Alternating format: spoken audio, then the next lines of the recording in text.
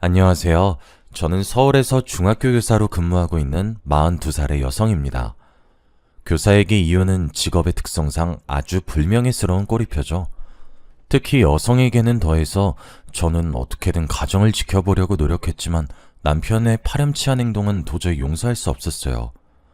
결혼해서 가정을 가지면 남자든 여자든 배우자에 대한 최소한의 도리는 지켜야 한다고 생각합니다. 남편의 가정을 유지시켜주는 기본을 무시하고 저를 몇 년 동안 감쪽같이 속였습니다. 더 기가 막힌 건 시댁 식구들은 남편의 더러운 짓거리를 다 알고 있으면서 남편과 합세해서 저를 속여왔던 거예요. 3년 전의 일이지만 그때 바보처럼 당한 걸 떠올리면 아직도 치가 떨릴 정도로 분하고 억울하기만 합니다. 남편과 친구에게 어이없는 배신을 당하고 돌아온 여성의 한풀이라고 생각하고 끝까지 들어주시기 바랍니다. 제 장래희망은 어릴 때부터 교사가 되는 것이었어요. 교사를 꿈꾸는데 큰 영향을 미친 분이 계셨는데 초등학교 6학년 때 담임선생님이셨어요. 학교를 다니기 시작하면서 제가 가장 존경하는 인물은 언제나 선생님이었고 선망의 대상이었죠.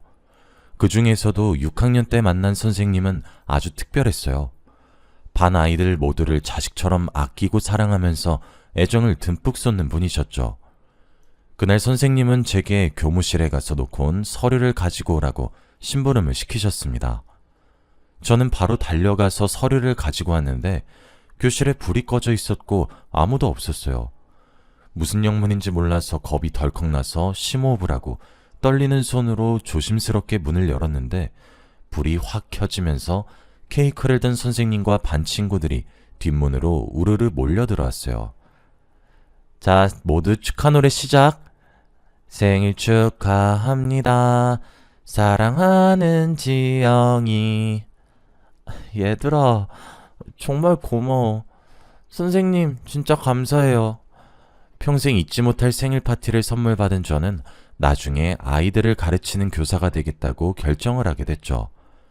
제 결심은 중고등학교 때까지 변하지 않고 이어졌습니다. 고3 때 사범대학에 가겠다고 하자 부모님은 당연히 좋아하셨어요. 그래, 교사란 직업이 안정적이니까 잘 선택했다. 옆집 민수네 엄마가 그러는데 아직까지 교사가 1등 신부감이래. 엄마는 교사가 안정적이고 출산과 육아에 아주 유리해서 여자에게 좋은 직업이라고 생각하셨죠.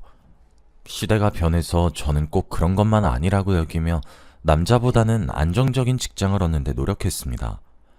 저는 무난하게 사범대학에 합격을 했고 같은 과 선배에게 호감을 가지게 되었어요.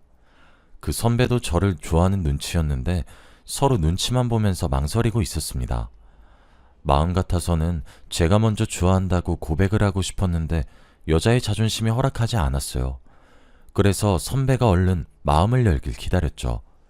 그러다가 A중학교로 교생 실습을 나가게 됐습니다. A중학교로 실습을 나가는 동기는 딱 3명뿐이었습니다. 그 중에 한 명은 갑자기 엄마가 돌아가시는 바람에 실습에서 중도하차하게 되었어요. 그래서 선배와 제가 단둘이 실습을 하면서 친해지게 되었습니다. 실습하면서 서로 모르는 것이나 고민을 나누다 보니 실습이 끝나기 이틀 전 선배가 집에 가려던 저를 부르더라고요. 은미야, 오늘 나랑 술 한잔 할래? 선배, 왜 그래? 무슨 일이야? 표정이 되게 안 좋아 보여. 교무부장한테 대들었다가 개박살 났거든. 그 자식은 꼭 나만 보면 그러더라. 이번엔 또 뭐라 그랬는데? 요 앞에 호프집 가서 이야기하자. 학교 근처 호프집으로 가서 술잔을 기울이며 선배가 쏟아내는 불평을 가만히 들었습니다. 교무부장은 아주 보수적이고 대학생 신분인 교생들에게 반말을 하면서 갑질을 해대는 질이 안 좋은 교사였어요. 아침마다 직원 조회를 할 때도 교생들을 하나씩 불러서 트집을 잡았고 어떤 때는 교생들이 수업을 하고 있으면 양해도 구하지 않고 교실 밖으로 불러냈죠.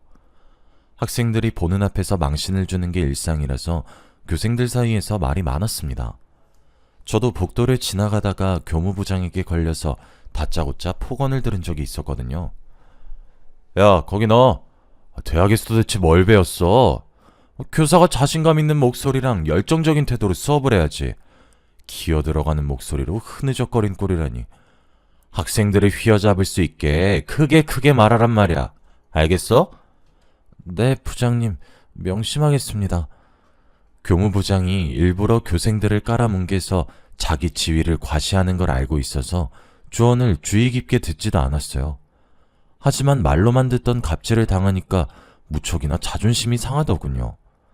교무부장은 선배에게도 갑질을 부렸어요. 그날도 선배가 열심히 수업을 하고 있는데 갑자기 뒷문이 열리더니 교무부장이 선배에게 복도로 나오라는 손짓을 했다는 거예요. 선배가 모른 척하고 계속 수업을 하자 열이 받은 교무부장이 이런 식으로 소리를 질렀대요. 야, 거기 너! 내 말 안 들려? 당장 나오라고! 나중에 말씀해 주시면 되는 거 아닙니까? 이런 일이 한두 번도 아니고 지금은 제 수업 시간입니다. 방해하지 말고 나가주세요. 뭐? 참, 성질이 더러운 교무부장이라도 학생들 앞에서 차마 욕은 하지 못하고 무안을 당하고 가버렸다고 해요. 그런데 수업을 마치고 교무실로 가자 교무부장이 화가 잔뜩 난 표정으로 선배에게 막말과 인격적인 모욕을 퍼부었다고 합니다. 선배는 전부터 교사라는 직업에 회의를 느끼고 있었는데 교무부장에게 질리도록 당한 뒤로 진로를 다시 생각하게 되었다고 해요. 나 교사 되는 건 다시 생각해 보려고. 실제로 학교에 나와서 보니까 나랑 교사는 안 맞는 것 같아. 아니야, 선배. 이 학교가 이상한 거라니까? 세상에 저런 교무부장이 어딨어? 다른 학교도 그럴 것 같은데. 사실 이런 곳에 버틸 자신이 없어. 아, 모르겠다.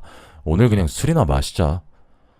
선배는 엉망으로 취할 때까지 술을 마셨고 저도 그만큼 술을 마시는 바람에 순간 기억을 잃고 말았어요. 숙박업소에는 도대체 언제 온 건지 알 수 없어서 얼른 옷을 입고 선배를 깨웠습니다. 선배도 저를 보고 많이 놀랐는지 미안하다고 하더군요. 효정아, 미안해. 내가 왜 그랬지? 너무 취해서 기억이 안 나는데. 내가 무슨 짓 한 건 아니지? 일부러 너랑 자려고 술 먹자 한 건 아니고 나도 너한테 호감이 있어서. 미안하긴 뭐가 미안해. 선배가 먹인 것도 아니고 내가 먹은 건데. 나도 기억은 안 나는데 이러지 말고 해장하면서 이야기하자. 저도 선배를 좋아하고 있었고 선배와 교제하면 어떨까 많이 상상해봐서 기분 나쁘진 않았어요. 선배와 숙박업소 근처에 있는 국밥집에 들어가서 해장을 한 뒤 진지하게 만나보자는 이야기를 했죠. 선배와 연애하면서 저는 임용고시 준비를, 선배는 취직 준비를 하면서 만남을 이어갔습니다. 그때부터 선배를 오빠라고 부르면서 말도 놓고 편하게 지냈습니다. 저는 무난하게 임용고시를 치르고 중학교에서 교사로 근무를 시작했습니다. 오빠는 선배가 운영하는 벤처 사무실에서 일하게 되었죠. 당장 큰 돈을 벌지는 못해도 앞으로 전망은 아주 밝다고 했어요. 지금 당장 돈벌이를 제대로 하지 못하고 있다 보니 오빠 정도 실력이면 임용고시는 충분히 통과했을 텐데 아쉬운 마음이 들더군요. 그렇지만 오빠가 오랫동안 심사숙고해서 결정한 일이니 두말하지 않고 믿어보려고 했습니다. 어느덧 시간이 지나 2년 정도가 흘렀어요. 결혼할 나이가 되었고 오빠에게 큰 흠이 있지도 않고 좋은 사람이라는 걸 알고 있어서 결혼 이야기도 슬슬 꺼내고 있을 때였습니다. 오빠와 함께 시어머니를 찾아가니 의외의 반응을 보이시더군요. 우선 급한 대로 내가 아파트 하나 장만해놨다. 평수가 작지만 둘이 살긴 괜찮을 거야. 부지런히 돈 모아서 애 생기면 큰 집으로 옮겨. 말은 이렇게 하셔도 표정만은 아주 떨떠름하셨습니다. 어쩔 수 없이 결혼시킨다는 듯한 느낌으로 말씀하셔서 저도 기분이 언짢아졌죠. 그래도 저희는 시댁에서 마련해준 아파트에서 신혼생활을 시작하게 되었습니다. 그 아파트에서 제대로 지낸 날도 1년 정도밖에 되지 않았죠. 지방에 있는 중학교로 발령이 나버려서 졸지에 주말부부 신세가 되어버렸거든요. 오빠와 함께 자녀 계획을 세우고 있어서 발령 가기 전에 많은 이야기를 나누었습니다. 아이 가지면 육아도 문제가 될 텐데 자녀 계획을 좀 미뤄야 할까? 애 갖는 건 다시 생각해보자. 3년만 지나면 교원 정기 인사이동 때 다시 서울로 올 수 있을 거야. 그래, 우선은 애 만들기 전에 열심히 벌어서 돈이나 모으고 있게. 요즘은 애 없는 부부도 많이 있으니까요. 자녀 계획을 미루는 것도 나쁘지 않다고 생각했어요. 한창 재미있을 신혼에 생이별을 해야 하는 신세가 안타까웠지만 늘 붙어있는 것보다 떨어져 있다가 만나면 정이 더 생긴단 말이 있으니까요. 정신없이 지방으로 내려가 낯선 곳에서 적응하려고 노력했죠. 몇 달이 지나자 동네 지리도 다 파악하게 되었고 친하게 지내는 동료 여교사도 생겼어요. 이름은 한수정이란 수학교사였고 나이는 저보다 3살 아래였습니다. 언니, 오늘 교무회의 할 때 학생부장이 교장한테 아양 떠는 거 봤지? 실실 웃으면서 얼마나 싸바싸바 하는데 정말 꼴보기 싫더라. 학생부장 그러는 거 처음 보냐? 교장하고 나이도 동갑이라는데 자존심도 없나 봐. 수정이와는 뒷담화하면서 친해졌습니다. 쉬는 시간이나 점심시간 때 몰래 빠져나와서 마음에 안 드는 다른 교사들을 속이 후련해질 때까지 씹어댔죠. 처음에는 깍듯하게 존댓말하던 수정이도 저를 언니라고 불렀을 무렵에 남편 사촌 여동생의 친구라는 사실도 알게 되었는데요. 그 계기로 더 친해져서 자매처럼 붙어 다니게 되었습니다. 그런데 정이 들자마자 수정이가 서울에 있는 학교로 발령이 나버렸죠. 언니 어떡해? 서울에 가야 될 사람은 언니인데 내가 가게 됐네. 난 언니랑 학교 같이 다니고 싶은데. 괜찮아. 다음엔 내 차례 되겠지. 먼저 올라가서 자리 잡아놔. 오케이. 언니 서울에 오면 꼭 연락하기다. 얘는 당연한 거 아니야? 근데 언제 가는 건데? 그게 이번 달에 가게 됐어. 뭐? 이번 달이면 얼마 안 남았잖아. 오늘 퇴근하자마자 진탕 마시자. 수정이가 갈 날이 얼마 남지 않아서 밤늦게까지 제가 자취라는 원룸에서 이별주를 마셨습니다. 그렇게 수정이를 서울로 보내고 저 혼자서 외롭게 지내고 있었죠. 아마 우리 오빠가 없으면 주말에도 처량하게 지냈을 거예요. 그날도 주말이 되어서 오빠가 있는 집으로 올라갔는데 뭔가 이상한 느낌이 들었어요. 왠지 그 전하고는 집이 달라진 것 같았죠. 먼저 냄새부터 달라진 것 같았어요. 오빠가 혼자 사는 집이라 주말마다 제가 와서 치우고 방향제를 뿌려도 남자 특유의 냄새가 풍겼거든요. 그런데 이젠 그런 냄새가 나지 않고 제가 쓰지 않는 향수와 방향제 냄새가 나는 것 같았어요. 처음에는 제가 예민해졌다고 생각했는데 얼마 뒤에 집에 있어서는 안 되는 물건을 발견하고 말았습니다. 욕실 선반에서 여자들이 쓸만한 머리끈이 있어서 깜짝 놀랐죠. 흔히 곱창밴드라고 불리는 머리끈이었는데 아무리 생각해봐도 오빠가 그걸 사용할 것 같지 않았거든요. 그래서 오빠에게 그 머리끈을 보여주면서 물었죠. 오빠, 이게 뭐야? 나 이런 머리끈 쓴 적이 없는데 이런 게 왜 있는 거야? 며칠 전에 정혜가 와서 자고 갔거든. 그때 두고 갔나 봐. 정혜는 남편의 사촌 여동생이었어요. 대전에 살지만 서울에 자주 올라왔고 그때마다 오빠에게 들러서 가끔씩 자고 간다고 했거든요. 그런데 오빠의 변명이 너무 이상하게 느껴졌어요. 정혜는 늘 먼저 저에게 전화를 해서 오빠 집에서 묵겠다고 말해주는 편이었거든요. 잠깐 오빠를 의심했지만 정혜가 깜빡하고 전화를 안 준 거라고 생각했습니다. 그 다음날 일요일이 되어서 오랜만에 수정이에게 연락을 해서 만났죠. 그런데 제 눈길을 끄는 게 하나 있었어요. 수정이가 하고 있는 연보라색 곱창밴드였는데요. 제가 집에서 봤던 것과 똑같은 것이었어요. 하지만 똑같은 머리끈이 넘쳐나는데 그걸로 수정이를 의심한다는 건 우스운 일이었습니다. 설마 하는 마음에 혼자 피식하고 웃고 말았는데요. 그래도 수정이와 함께 있는 내내 머리끈이 신경 쓰여서 물어보고 말았습니다. 수정아, 머리끈 어디서 샀어? 되게 예쁘다. 지하상가에서 샀어. 사실 이 디자인으로 사고 싶었는데 보라색이 없더라고. 우연히 보고 이거다 싶어서 샀지. 수정이는 저와 학교에 다닐 때부터 눈에 띌 정도로 보라색을 좋아했었어요. 옷, 가방, 액세서리는 물론 볼펜이나 수첩도 보라색만 고집할 정도였으니까요. 수정이가 저 몰래 이 집에 왔다는 생각이 머릿속에서 잊혀지지 않아서 정혜에게 전화를 걸어볼 수밖에 없었죠. 여보세요? 정혜야, 혹시 지금 전화 가능하니? 어머 언니, 오랜만이야. 당연히 가능하지. 마침 너무 심심했는데 잘됐다. 무슨 일이야? 그러면 만나서 이야기할까? 내가 밥이랑 커피 사줄게. 좋지. 나 오늘 완전 프리해. 당장 서울로 고고싱 할게.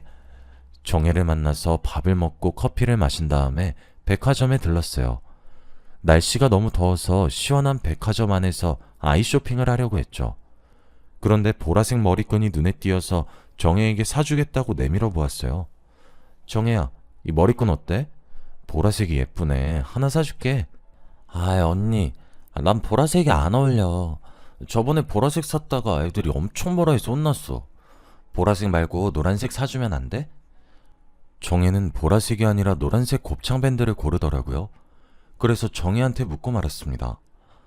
정혜야, 혹시 너 나한테 말 안 하고 우리 집 온 적 있어? 어? 나 그런 적 없는데? 나 항상 갈 때마다 언니한테 말했잖아. 정혜 말을 듣고 나니 화가 치밀어 올랐습니다. 저한테 말도 안 하고 여자를 재운 것도 모자라 저를 속이다뇨. 그래서 바로 오빠에게 전화를 해서 물어보았지만 오빠의 대답은 한결같았습니다. 갑자기 그 이야기는 왜 또 꺼내는 건데? 정혜가 기억을 못하는 거겠지. 정혜 바꿔봐. 애꿎은 정혜한테 화풀이를 하려고 하길래 저는 됐다고 했죠. 제대로 된 증거를 확인해봐야겠다는 생각에 얼른 정혜와 헤어지고 오빠와 살던 집으로 돌아왔습니다. 그래서 관리사무소에 가서 CCTV를 보여달라고 했죠. CCTV요? 무슨 일 있으셨길래 갑자기 물어보시는 거죠? 남편이 바람 피는 것 같아서 그래요. 딱 한 번만 보여주시면 안 될까요? 그건 곤란합니다. 주민이라고 다 공개해드리는 게 아니라 경찰이 정식으로 요청했을 때만 보여드리고 있어요. 저도 알아요. 그런데 여자가 다녀간 흔적이 보여서 그래요. 비밀로 할 테니까 조금만 보여주세요. 네? 이혼 이야기까지 꺼내면서 직원에게 사정하니까 망설이다가 제게 서류를 내밀더니 사인을 해달라고 하더군요. 여기서 보기만 하셔야 합니다. 영상 휴대폰 같은 걸로 촬영하시면 안 돼요. 그리고 어떤 이유로든 영상을 증거로 쓰시려면 경찰의 허락을 받아오셔야 해요. 직원은 제가 말한 해당 날짜를 찾아서 엘리베이터 앞을 찍은 동영상을 보여주었어요. 시간이 오후쯤으로 빠르게 돌아가다가 엘리베이터 앞으로 한 여성이 다가오자 빠르게 감기를 멈추었죠. 고개를 숙이긴 했지만 보라색 밴드로 머리를 묶은 걸 보고 수정이가 확실하다고 생각했어요. 하지만 저는 끝까지 아니라고 부정하며 CCTV 화면에서 눈을 떼지 않았죠. 거울 앞에 선 여자가 고개를 든 순간 저는 집을 찾아온 여자가 수정이란 사실을 확실하게 알게 되었습니다. 엘리베이터를 탄 수정이는 주저없이 제 집이 있는 8층 버튼을 누르고 있더군요. 이제 어떻게 해야 좋을지 머릿속이 혼란스러워졌습니다. 제 눈으로 확인했지만 도저히 믿을 수가 없었거든요. 충격받은 모습 그대로 집으로 올라가 멍하니 앉아있기만 했습니다. 그런데 TV 선반 밑에 무언가가 반짝이더군요. 저게 뭔가 손을 넣어서 꺼내보니 보라색 머리핀을 발견하고 말았습니다. 의심할 여지 없이 수정이의 것이었죠. 도대체 몇 번이나 이 집을 왔던 걸까요? 제가 모르는 사이에 수정의 흔적이 집을 점령하고 있었다는 생각에 더 이상 보고만 있을 수 없었습니다. 만나서 결판을 지으려고 수정이와 약속을 잡았는데요. 수정이 집 근처 카페로 가니 수정이가 뭣도 모르고 저를 반기더군요. 언니, 방학도 끝났고 주말도 아닌데 서울엔 웬일이야? 너한테 줄 게 있어서 휴가 내고 올라왔어. 나한테 줄 게 뭔데 휴가까지 냈다는 거야? 저는 머리핀과 밴드를 카페의 테이블에 올려놨습니다. 그랬더니 수정이의 얼굴에서 핏기가 싹 사라지더군요. 너 보라색 좋아하잖아. 어떤 정신 나간 년이 내 집에 흘리고 갔더라? 네 생각나서 가지고 왔어. 꼭 네가 흘리고 간 것 같아서 기분이 더럽더라고. 언니, 미안해. 오빠랑 나는 그냥 친구처럼 지내다가... 뭐? 친구처럼 지내? 난 너를 동생처럼 생각했는데 네가 어떻게 나한테 이런 더러운 짓을 해? 저는 소리를 지르면서 수정이의 얼굴에 물을 끼얹었습니다. 카페에 있던 사람들이 모두 놀라서 쳐다보았죠. 하지만 그런 건 아무 상관 없었어요. 여기가 수정이 동네고 오히려 수정이를 이상한 눈빛으로 보길 원했어요. 수정이가 이 상황을 수치스럽게 생각할 줄 알았는데 전혀 아니더군요. 오히려 어이없는 말을 내뱉고 있었어요. 언젠간 들통이 날 거란 생각은 했어. 그 전에 그만두려고 했는데 내가 한 발 늦었네. 그래, 내가 너무 일찍 알아버려서 미안하다. 네가 그만두기 전까지 바보같이 모르고 있어야 했는데 말이야. 그래놓고 나한텐 좋은 동생인 척 했던 거야? 언제부터 날 속인 건데? 제 고함 소리에 수정이는 한숨을 쉬더니 모든 걸 털어놓았어요. 서울로 발령을 받아서 학교에 근무하면서 친구인 정혜를 만났는데 우연히 오빠가 합석을 했다고 합니다. 그러다가 술에 취해 자버렸는데 정혜가 비밀을 지켜주기로 한 거죠. 정혜가 그걸 비밀로 해주기로 했다고? 그게 말이 돼? 정말 친동생같이 생각한 아이인데 그걸 숨겨주다니. 이건 정말이지 막장 드라마도 아니고 말이 안 되는 소리였죠. 저는 당장 정혜를 불러서 수정이가 했던 말을 그대로 이야기해 주었습니다. 그랬더니 정혜도 사색이 되어서 잘못했다고 싹싹 빌더군요. 아니 언니, 내가 잘못했어. 제발 용서해줘. 내가 말하면 오빠가 이혼할까봐 그랬어. 그리고 난 그만 만나라고 했는데 수정이가 몰래 만난 걸 나보고 어떡하라고. 나도 어쩔 수 없었다고. 오빠가 이혼할까봐 그랬다고? 그럼 나는 끝까지 내 친구랑 잔 놈이랑 지내라고 둔 거야? 너 진짜 못됐다. 어떻게 사람이 그러니? 난 억울해. 오빠랑 수정이가 말하지 말라고 협박하고 맨날 전화했는데 나보고 어떻게 말하라는 거야. 정혜는 더 이상 말하지 못하고 흐느껴 울기만 했어요. 그래요. 정혜가 무슨 잘못이 있겠어요. 저라도 제 동생이나 오빠가 그랬으면 말 못했을 것 같아서 심호흡을 하면서 겨우 진정을 했어요. 그래서 정희한테 어떻게 둘이서 만나게 된 건지 물어보았습니다. 단짝 친구였던 수정이가 서울로 오자 정혜는 바로 서울로 달려왔고 둘은 밤이 늦도록 술을 마시면서 쌓였던 회포를 풀었다고 해요. 그러다 술값이 너무 많이 나오자 정혜가 오빠를 부르겠다고 한 겁니다. 수정아, 우리 오빠 보고 술값 내달라고 할까? 오빠 지금 집에 혼자 있을 것 같은데. 그래? 나야 좋지. 오라고 해. 오빠가 술집 내준다고 하면 와인바도 같이 가자고 하자. 둘은 의기투합해서 혼자 있는 오빠를 불러냈고 오빠도 거절할 이유가 없었죠. 정혜와 수정이 있는 술집으로 와서는 같이 술을 마시기 시작했습니다. 수정아, 우리 오빠가 술값 내준대. 와인바도 같이 가주겠대. 엄청 멋있지? 정혜야, 입에 침이나 바르고 그런 소리 해라. 맨날 배 나온 아저씨라고 타박만 하더니 왜 이래? 몰라서 물어. 비행기 태워줬으니 한턱 쏘라는 거지. 알았어. 오늘은 내가 다 쏠게. 정혜는 술에 취했지만 수정과 오빠가 여러 번 눈이 마주치고 묘한 분위기가 풍긴다는 사실을 알아차렸다고 합니다. 그러다 새벽까지 같이 술을 마셨고 수정이는 술에 취할수록 오빠에게 아양을 떨었다고 하죠. 정혜도 무척이나 취해 둘이 붙어있지 말라고 중얼거렸다고 하는데요. 정신을 차렸을 때에는 택시 아니었고 택시 아저씨가 도착했으니 얼른 내리라고 소리를 지르고 있었다고 했습니다. 그래서 얼른 내려서 집으로 들어가 잠에 들었는데 다음날 오빠가 전화를 해 충격적인 말을 전했다고 합니다. 너 오늘 수정이 만난 거 말하면 안 된다. 어제 한 짓 다 잊어버려야 돼. 뭐? 어제 한 짓? 정혜는 그제야 어제 일어난 일들을 떠올렸다고 했습니다. 수정이와 오빠가 기대다가 끌어안고 입을 맞추던 게 생각이나 정혜가 펄쩍 뛰었다고 말해주었죠. 오빠 미쳤어? 설마 수정이랑 잔 건 아니지? 시끄러워. 자든 말든 말하지 말라고. 이혼당하면 네 탓인 줄 알아? 그러다 들키면 난 어쩌라고. 나더러 가정 파탄범이 되라는 말이야? 절대 안 돼. 안 들킬 자신 있어. 우리만 비밀 지키면 돼. 생각해봐. 마누라가 우리 만난 걸 어떻게 알겠어?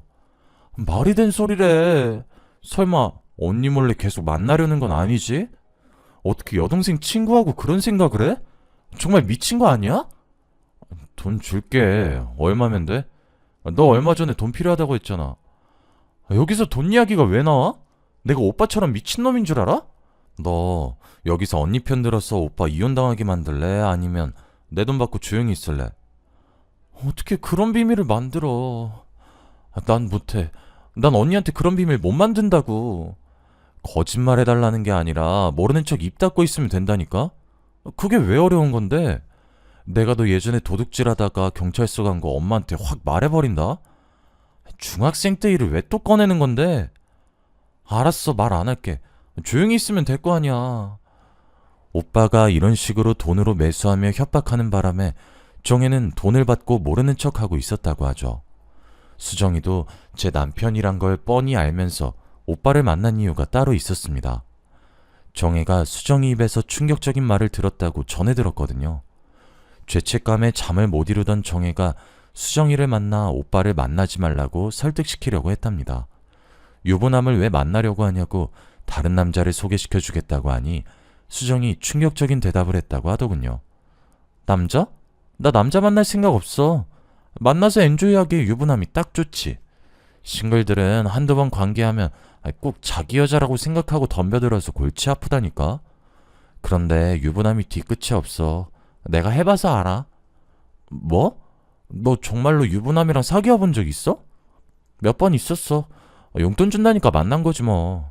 정혜는 얌전한 줄 알았던 수정이에게 이런 발칙한 면이 있을 거라고는 생각조차 못했다고 합니다. 정혜에게 이런 자초지종을 듣고 나니 이제 오빠와 관계를 어떻게 정리할까 고민이 되었습니다. 마음 같아서는 오빠의 뺨을 후려갈기고 깨끗하게 갈라서 버리고 싶었죠.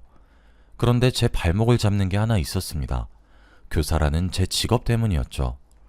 제가 이혼하면 학교에 소문이 날 것 같아서 고민이 되었습니다. 제가 다니는 중학교의 여교사도 남편의 불륜으로 이혼을 했는데 정말 웃기는 건 소문이 이상하게 나서 그 여교사가 바람을 피워서 남편에게 이혼을 당했다는 말로 와전이 되고 말았습니다. 그녀는 한사코 아니라고 했지만 다른 교직원들은 앞에서 소문이 이상하게 났다며 위로해놓고 뒤에서는 아니 땡굴뚝에 연기가 날 리 없다고 수군대었죠. 그렇게 그 여교사는 따돌림을 당하면서 겉돌다가 그런 소문들이 학생의 귀에 들어가 학부모들도 알게 되었습니다. 우리 아이들을 불륜녀에게 맡길 수 없다는 학부모들의 공개적인 항의에 그 여교사는 견디지 못하고 학교를 떠나고 말았는데요. 그 여교사가 이제는 제가 될 것 같아서 무섭더군요. 꼭 그렇게 소문이 와전돼서 내쫓길 거라는 근거는 없었지만 갈등과 고민에 빠져들게 하였습니다. 그러다가 정혜에게 온 문자를 보고 또 한 번 충격을 받았습니다. 언니, 이것까지 숨기면 언니한테 정말 못된 짓 하는 것 같아서 말해. 우리 엄마도 오빠가 바람 피는 거 알게 됐는데 나보고 가만히 있으라고 했어. 내가 결혼해서 이런 짓 당했을 거라고 생각하니까 억장이 무너지더라. 밤새 고민하다가 가족이랑 연 끊길 각오하고 이렇게 문자 보내놔. 내가 언니를 정말 좋아하고 잘 따르는 거 알지? 언니가 오빠랑 정리하고 좋은 사람 만났으면 좋겠어. 시어머니도 저를 속이다니 오빠를 이혼만 해주고 보내줄 수가 없더군요. 정혜의 문자를 보고 복수를 해줘야겠다는 생각을 해냈습니다. 그래서 저는 얼른 정혜와 수정이에게 문자를 보내놨습니다. 앞으로 어떤 결과가 나오든 내가 알아서 할 테니까 가만히 입 다물고 있어. 오빠랑 연락하거나 만나지도 마. 저는 여러 번 정혜와 수정에게 오빠가 눈치채지 못하도록 입에 자물쇠를 채우라고 했어요. 아무것도 모르는 오빠는 수정이와 연락이 끊겨 아쉬웠는지 제가 주말에 올 때마다 부부관계를 원했어요. 하지만 여러 여자들과 어울리던 그 인간과 잠자리를 갖고 싶지 않았죠. 오늘은 좀 피곤하네. 그냥 쉬고 싶어. 그러니까 건드리지 마. 알았어. 귀찮게 안 할 테니까 먼저 자. 저는 누웠지만 잠이 오지 않았어요. 그래도 오빠가 꼴 보기 싫어서 자는 척하고 누워 있었습니다. 그런데 그때 오빠에게 전화가 걸려왔어요. 오빠는 저를 슥 쳐다보더니 거실로 나가더군요. 엄마. 집사람은 자고 있어. 괜찮으니까 말해. 수정이 그년이 전화한 줄 알았는데 시어머니의 전화였습니다. 오빠가 거실 소파에 앉아서 통화를 하고 있더군요. 시어머니가 무슨 말을 하는지 알 수 없었지만 오빠가 하는 대답을 들어보니 무슨 대화를 하는 건지 어림잡을 수 있었어요. 알겠어, 엄마. 내가 정리한다니까. 무슨 가정이 깨져. 내가 조심해서 지금까지 안 들켰는데. 그리고 수정이 내가 정리했어. 다른 남자 생겼는지 나 차단한 것 같더라고. 혜미도 정리한다니까. 알겠어. 잔소리 좀 하지 마. 만난 지 3년이 넘었는데 어떻게 바로 정리해. 나도 시간 필요하니까 기다려줘. 오빠가 저 몰래 다른 여자를 또 만나고 있었습니다. 혜미라면 저도 알고 있는 여자였어요. 오빠가 일하는 벤처 사무실에서 일하는 여직원이었죠. 오빠가 전화 통화하는 걸 계속 들어보니 교사라는 직업을 포기한 것도 혜미라는 내연녀가 마음에 들어서 선배의 사무실에 들어갔던 겁니다. 저와 결혼을 한 뒤에도 그녀와 내연 관계를 이어오고 있었던 거죠. 그래놓고 오빠는 시어머니께 비밀을 지키라는 당부의 말을 하더군요. 정리할 거니까 걱정 마. 내가 알아서 할게. 엄마도 비밀을 확실히 지켜야 돼. 알겠지? 둘의 전화 통화를 들은 저는 충격을 받아서 정신이 아찔해졌습니다. 얼마나 화가 치밀어 오르는지 당장 이불을 던지고 나가서 오빠의 멱살을 잡고 얼굴에 침이라도 뱉어주고 싶었죠. 하지만 제대로 된 복수를 위해 입술을 꽉 깨물고 억지로 참았습니다. 외도 증거를 확실히 잡아 법정에서 이기려고 집안에 카메라를 숨겨놨습니다. 연차내놓고 출근하는 척했다가 집 근처에 숨어 있었어요.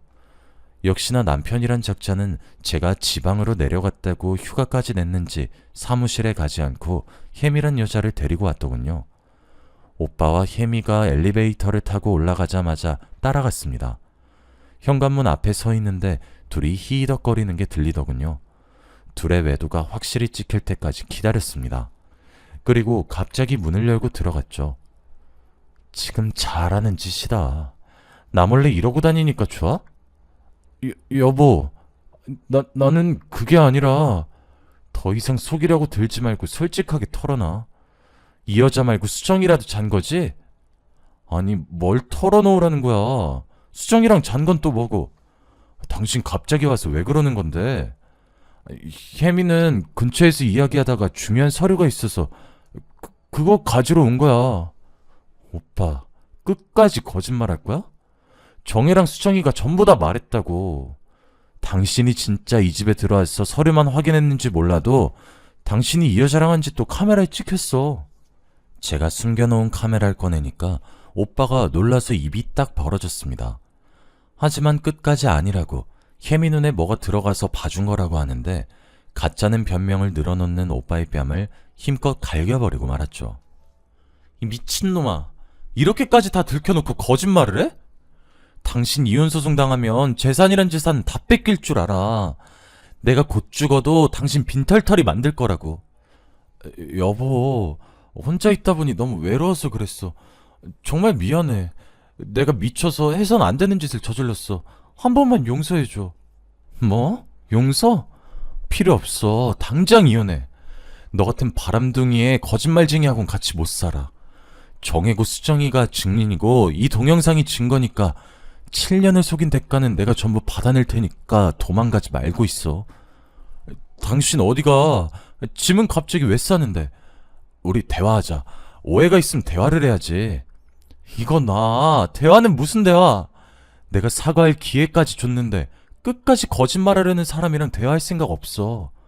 그리고 나 당신이랑 같이 못 살아. 단 하루라도 한 지붕에서 한 이불 덮고 살 생각 없다고. 그렇게 제가 이혼을 통보하고 집을 나가버렸습니다. 오빠가 또 시어머니에게 일렀는지 시어머니께서 득달같이 절 찾아와서 이혼은 절대 안 된다고 사정을 하더군요. 얘야, 한 번 바람 폈다고 이혼이라니. 누구나 한 번은 실수를 하는 법이잖아. 게다가 넌 교단에서 학생들을 가르치고 있잖아. 교단이 보수적인 거 나도 들어서 잘 알고 있다. 그러니까 이번 한 번만 참아다오. 제발 부탁한다. 어머님은 그런 말 할 자격 없어요. 아무리 그래도 아들이 바람을 피우고 다니는 걸 알면서도 가만히 있는 게 말이 돼요? 그래, 내가 잘못했다. 미안하다. 그러니까 미친 척하고 한 번만 용서해주면 내가 다신 이런 일 없게 해주마. 어? 시어머니는 엎드리다시피 제게 빌었고 오빠도 다신 이런 일이 없을 거라고 맹세를 했어요. 제가 불안해할까봐 학교랑 가까운 곳으로 신혼생활을 다시 시작하자며 사랑을 속삭이는데 흔들릴 수밖에 없더군요. 몸이 멀어져서 외로웠던 거라고 호소해서 이사를 가서 다시 살아볼까 고민이 됐어요. 오빠가 그 뒤로도 자기가 바람을 피면 있는 재산을 다 내놓겠다고 했거든요. 시어머니도 울다가 쓰러졌단 소식에 동정이 일었죠.